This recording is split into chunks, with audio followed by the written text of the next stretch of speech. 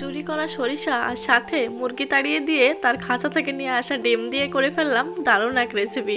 তো সবাই মিলে বিকেলে বসেই ছিলাম, বাহিনীগণের খুব খেতে ইচ্ছে করছিল নাকি এই যে ডিমের এই রেসিপিটা, তাই দোকানে তাদের পাঠিয়ে দিলাম আচার আর টমেটো সস আনার জন্য।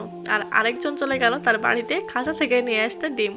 তো সে দৌড়ে তার বাড়ির দিকে রওনা দিল। বাড়ি যেহেতু আমার বাড়ি থেকে একটু দূরে, তো সেই গুটি গুটি পায়ে হাঁটতেই ছিল আর পৌঁছে গেল সেই মুরগির খাঁচার কাছে। সেখান থেকে 2টা ডিম নিয়ে পালিয়ে আসলো।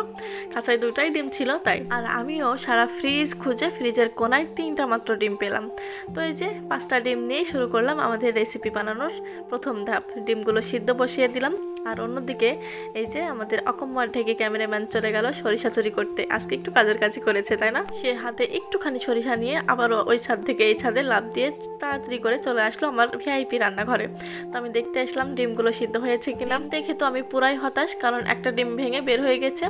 তো কি আর করার, ডিমগুলো নিয়ে আমি আমার ভিআইপি রান্নাঘর ছাদে চলে আসলাম আর সেই চুরি করা সরিষাগুলো বাটতে শুরু করলাম। ঘরে একদমই কাসন্দি ছিল না, তো ডিমে কি দিব এটা ভেবে পাচ্ছিলাম না।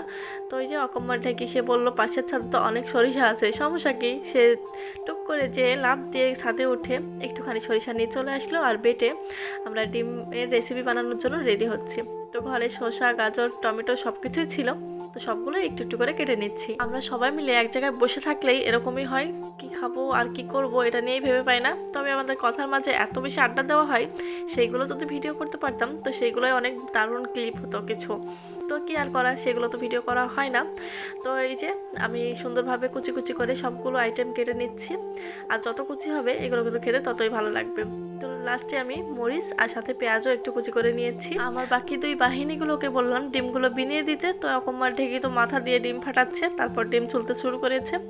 আর যে ডিমটার আগে থেকেই কুসুম বের হয়ে গেছিলো, তো ওই ডিমটা কি আর করার, ওইভাবেই রেখে দিলাম। এরপর আচার আর টমেটো সসগুলো কেটে রাখা সালাদের মধ্যে সুন্দর করে মিক্সড করব।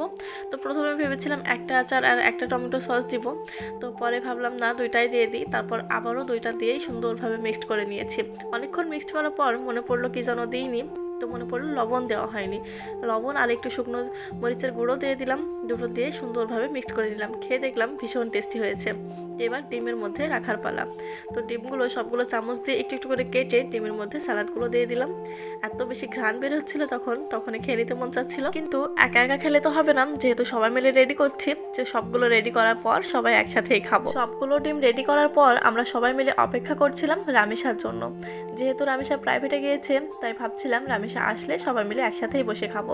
তা না হলে রামিসা এসে দেখলে যদি দেখে আমরা সবাই খেয়ে নিয়েছি, ও তো কান্নাকাটি করবে। তো অনেকক্ষণ অপেক্ষা করার পর রামিসা ঠিক টাইমের প্রাইভেট থেকে চলে আসলো আর আগে ওকেই খাইয়ে দিলাম। আর তারপর আমরাও সবাই মিলে খেলাম। তো আমাদের এদিক ওদিক থেকে আনা ডিম আর চুরি করা সরিষা বাটা দিয়ে রেসিপি কেমন লাগলো সবাই জানাবেন।